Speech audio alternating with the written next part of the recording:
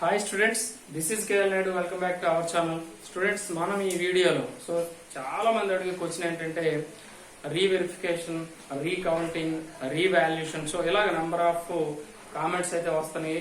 Sir నేను apply చేయవచ్చా, నాకు ఇన్ని మార్క్స్ రావాలనుకుంటున్నాను, ఇన్ని మార్క్స్ వచ్చాయి.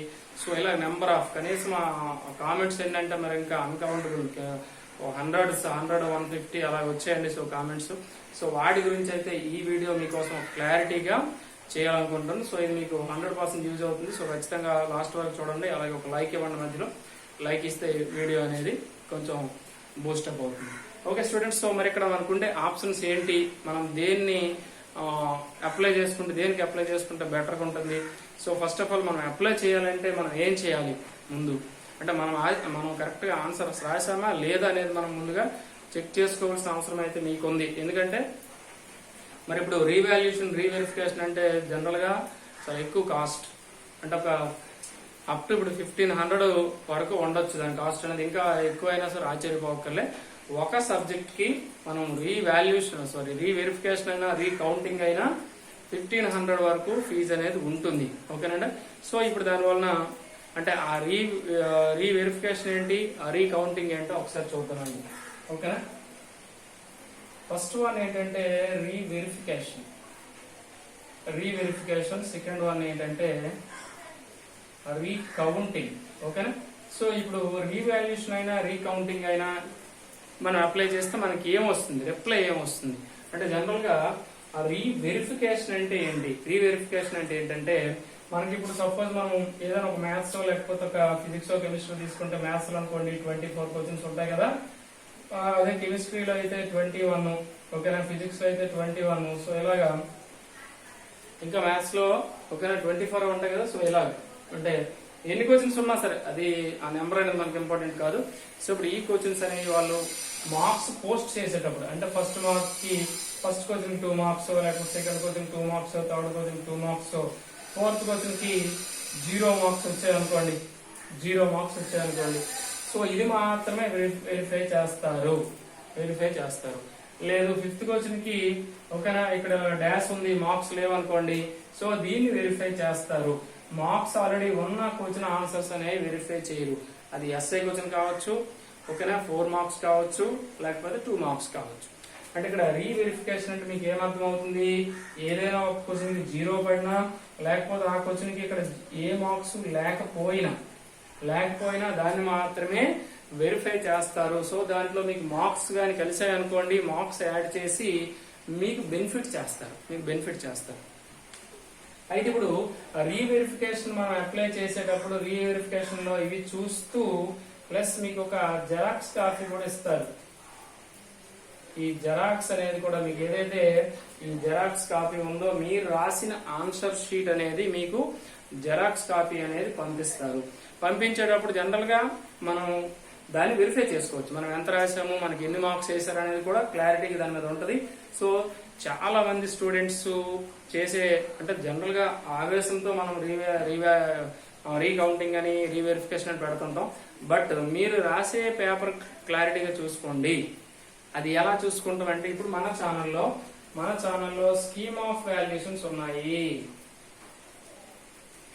స్కీమ్ ఆఫ్ వాల్యుయేషన్స్ మాక్సిమం అన్ని సబ్జెక్ట్స్ ఉన్నాయి. ఓకేనా. కొన్ని బయాలజీ కానీ లేకపోతే ఒక సెకండ్ ఇయర్ కెమిస్ట్రీ కానీ 1 or 3-4 పేపర్స్ లేవు కానీ మిగిలిన అన్ని ఉన్నాయి. వాటిని ఒకసారి వెరిఫై చేసుకోండి. అంటే ఏ పాయింట్ రాస్తే మార్క్స్ వేస్తారో మనం అందులో రాసామా లేదా అనేది చెక్ చేసుకున్నాక మీరు రీవెరిఫికేషన్ పెట్టాలో లేకపోతే రీకౌంటింగ్ పెట్టాలనేది మీరు డిసైడ్ అవ్వచ్చు. మరి రీకౌంటింగ్ అంటే ఏంటి, ఇప్పుడు మీకు ఇందులో సపోజ్ ఒక 20 మార్క్స్ వచ్చాయి మ్యాథ్స్ లో, ఓకేనండి. ఈ 20 మార్క్స్ వచ్చినప్పుడు రీకౌంటింగ్ కానీ మీరు అప్లై చేస్తే మరొకసారి మీ పేపర్ లో ఓకేనండి ఎవరైతే కరెక్షన్ చేశారో ఆ కరెక్షన్ చేసిన పేపర్ లో ఎన్ని మార్క్స్ ఉన్నాయో వాటిని ఆ కౌంటింగ్ అనేది కరెక్ట్ గా ఉందా లేదనేది కౌంటింగ్ చేస్తారు. ఇప్పుడు సపోజ్ మనకి ఒక 44 వచ్చాయనుకోండి, 44 మార్క్స్ వచ్చాయనుకున్నాం, మనం ఒక 56 మార్క్స్ వస్తాయి అనుకున్నాం ఒక మ్యాథ్స్ లో అనుకోండి. ఇప్పుడు దీనికి రీకౌంటింగ్ పెడితే ఈ 44 ఉన్నాయి అనుకోండి, సేమ్ మార్క్స్ పంపిస్తారు. ఓకేనా, సేమ్ మార్క్స్ పంపిస్తారు.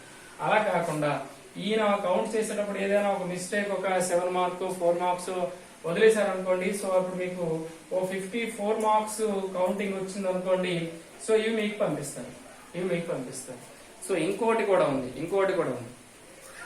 మరి రీకౌంటింగ్ లో సపోజ్ ఇక్కడ 44 మనకు వచ్చాయి కదా, ఈ 44 లో కాకుండా ఇప్పుడు సపోజ్ ఒక 38 వచ్చాయి అనుకోండి, రీకౌంటింగ్ లో 38 వచ్చాయి అనుకోండి, ఆ 38 మార్క్సే ఉంటాయి. అది కూడా మీరు గుర్తించుకోవాలి. అర్థమైందండి? సో మార్క్స్ పెరిగినే మీకు పెంచుతారు, తగ్గిపోయినా తగ్గించేస్తారు. అది కూడా గుర్తించుకోండి ఖచ్చితంగా. ఇది కూడా చేస్తారు. ఓకే, మరి రీవెరిఫికేషన్ అంటే మీకు అర్థమైంది కదా.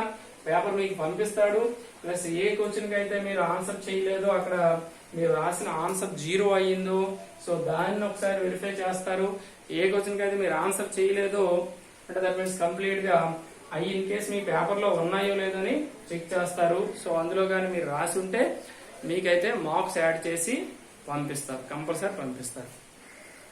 ఓకేనా? సో ఇప్పుడు మన రీకౌంటింగ్ పెట్టవచ్చు, మీరు రీవెరిఫికేషన్ పెట్టవచ్చు. ఈ రెండింటికి కూడా మినిమం ఓకేనా, ఒక్కొక్క దానికి 1500 రూపీస్ అయితే అంతవరకు ఉండొచ్చు.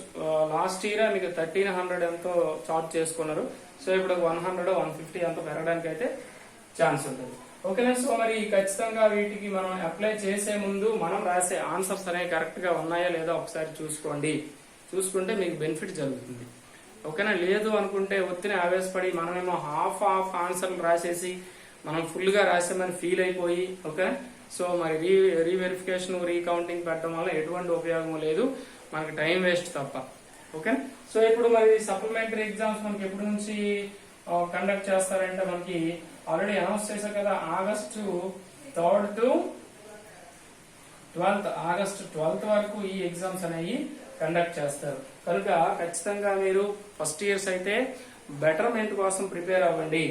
అంటే మీకు ఫుల్ కాన్ఫిడెంట్ గానే ఉంటే, నేను బాగా రాశాను, నాకు ఎక్కువ మార్క్స్ వస్తాయి అనుకుంటే మాత్రం మీరు ఏదైనా సరే రీవెరిఫికేషన్ కానీ రీకౌంటింగ్ కానీ పెట్టుకోవచ్చు. ఓకేనా? ఇప్పుడు మీరు రీవెరిఫికేషన్ అంటే ఏం జరుగుతుందో చెప్పాను, రీకౌంటింగ్ అంటే ఏం చేస్తారో చెప్పాను. సో మీకు క్లారిటీగా అర్థమైంది కదా. సో అర్థమయ్యాక మీరు అప్లై చేసుకోండి. అంటే మీకు ఫుల్ కాన్ఫిడెన్స్ ఉండాలి, మనం 100% రాసాము, సో మనకి ఎక్కువ మార్క్స్ వస్తాయి, తగ్గిపోవడానికి ఛాన్స్ అయితే లేదు అని ఎప్పుడైతే అనుకుంటారో, సో అప్పుడు మాత్రం మీరు పెడితే మీకు బెనిఫిట్ జరుగుతుంది. లేకపోతే వేస్ట్ అండి. మీరు ఈ బెటర్మెంట్ కోసం ఫస్ట్ ఇయర్స్ అయితే బెటర్మెంట్ కోసం ప్రిపేర్ అవ్వండి.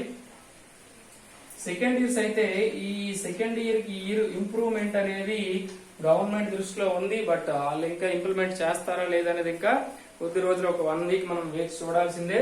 ఇప్పుడు సెకండ్ ఇయర్స్ ఎవరైతే ఫెయిల్యూర్స్ ఉన్నారో, ఓకేనండి, సెకండ్ ఇయర్స్ ఎవరైతే ఫెయిల్యూర్స్ ఉన్నారో, సో వీళ్ళు మాత్రం మనకి సప్లిమెంటరీకి మాత్రం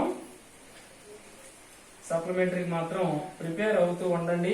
సో మీరు ఎక్కడ బాధపడకండి. సో ఖచ్చితంగా మీరు అంటే మన సర్టిఫికేట్ మీద చాలా మంది స్టార్ మార్క్స్ వస్తాయా, స్టార్ మార్క్స్ ఈ సంవత్సరం ఇస్తారా, ఎవరా సప్లిమెంటరీ రాస్తే అని అడుగుతున్నారు. సో జనరల్ గా second year students supplementary exam రాసేటప్పుడు స్టార్ మార్క్ అయితే వస్తుంది, ఎవ్రీ ఇయర్ ఎప్పుడైనా సరే వస్తుంది. బట్ మరి ఈ సంవత్సరం ఈ ఇయర్ అనేది వస్తుందా రాదా అనేది మనం క్లారిటీగా మనకి ఇంకా అప్డేట్స్ అయితే లేవు. అంటే మీకు ఇంప్రూవ్మెంట్ ఛాన్స్ గాని ఇస్తే ఓకేనా. అలాగే నెక్స్ట్ వన్ ఏంటంటే, ఆల్రెడీ ఈ ఇయర్ అంటే కోవిడ్ వల్ల మీరు సఫర్ అయ్యారని వాళ్ళు గవర్నమెంట్ గానీ డిసైడ్ అయితే మీకు స్టార్ మార్క్ అనేది ఉండకపోవచ్చు, లేదంటే మాత్రం స్టార్ మార్క్ అనేది ఉండొచ్చు. ఓకేనా. సో అది ఖచ్చితంగా మీరు అబ్జర్వ్ చేయాలి. సో అబ్జర్వ్ ఏది ఏమైనా సరే మీరు చదవడం అయితే స్టార్ట్ చేయండి బెటర్మెంట్ కి. అంటే బెటర్మెంట్ కూడా మనం రాయాలా వద్దని చాలా మంది అనుకుంటారు. సో ఖచ్చితంగా రాయాలి, ఎందుకంటే దాని యొక్క యూజెస్ అనేవి మీకు ఫ్యూచర్ లో తెలుస్తాయి, ఇప్పుడు తెలియకపోవచ్చు. సో దాని యొక్క యూజెస్ అనేవి మీకు ఫ్యూచర్ లో బెనిఫిట్స్ అనేవి ఉంటాయి. ఓకే స్టూడెంట్స్, సో ఇది మనకి ఏంటంటే రీవెరిఫికేషన్, ఓకే, రీకౌంటింగ్, అలాగే సప్లిమెంటరీ ఎగ్జామ్ డేట్స్ కూడా మనకు వచ్చేసాయి. అలాగే ఫీజుల గురించి కూడా చాలా మంది అడుగుతున్నారు. ఫీజెస్ అయితే ఇయర్ అప్ టు 1000 వరకు ఉండొచ్చు. అంటే మినిమం ఫీజు అని ఎంతో 550 600 ఉండొచ్చు. దాని మీద సబ్జెక్ట్ కింతని, ఒక సబ్జెక్ట్ కి ఒక 150 లేకపోతే 200. లాస్ట్ ఇయర్ 170 రూపీస్ ఎంత తీసుకుంటున్నారు, సో ఇప్పుడు 200 ఉండడానికి ఛాన్స్ ఉంది. అంటే ఒక 600 అనుకోండి మినిమం ఫీజు. దాని మీద మీరు ఎన్ని సబ్జెక్టులు రాస్తే అన్ని 200 పే చేయాల్సి రావచ్చు. ఓకే, ఇప్పుడు మీకు 600 మినిమం ఫీజు అంటాడు, దాని మీద మీరు ఎన్ని సబ్జెక్టులు, ఇప్పుడు 2 సబ్జెక్ట్స్ అనుకోండి, అంటే 2 into 200 400 పే చేయాలి. అంటే ఇప్పుడు ఎంత అయింది, 1000 రూపీస్ పే చేయాల్సి వస్తుంది. సో ఎలా ఉంటాయి ఫీజెస్ అనేవి. సో ఖచ్చితంగా ఎంత ఫీజు అయినా మనం ఖచ్చితంగా రాయాలనుకుంటాం కనుక ఖచ్చితంగా రాయాలి. ఓకే, ఇది సప్లిమెంటరీ. అలాగే బెటర్మెంట్ ఆర్ ఇంప్రూవ్మెంట్. ఇంకోటి ఏంటంటే సార్ సప్లిమెంటరీకి ఒక పేపర్ వస్తుందా, బెటర్మెంట్ కి ఒక పేపర్ వస్తుందా అని చాలా మంది అయితే అడుగుతున్నారు. సో ఇద్దరికి ఒకటే పేపర్ అండి. సప్లిమెంటరీ రాసే వారికి అదే పేపర్ వస్తుంది, బెటర్మెంట్ రాసే వారికి అదే పేపర్ వస్తుంది. మరి ఇద్దరికి డిఫరెన్స్ ఏంటంటే ఫెయిల్ అయిన వాళ్ళు రాస్తే సప్లిమెంటరీ, పాస్ అయిన వాళ్ళు రాస్తే ఇంప్రూవ్మెంట్. అదే ఆ రెండింటికి అదే డిఫరెన్స్, కానీ పేపర్ డిఫరెన్స్ అనేది ఉండదు. ఓకేనా? సో ఇది. సో స్టూడెంట్స్ ఖచ్చితంగా ఈ వీడియోకి ఒక లైక్ ఇవ్వండి, ఒక కామెంట్ చేయండి. మన ఛానల్లో ఫస్ట్ టైం కానీ మీరు చూస్తే సబ్స్క్రైబ్ చేసుకోండి, అలాగే బెల్ ఐకాన్ కూడా క్లిక్ చేయండి, మీ ఫ్రెండ్స్ కి రెఫర్ చేయండి. Thank you for watching.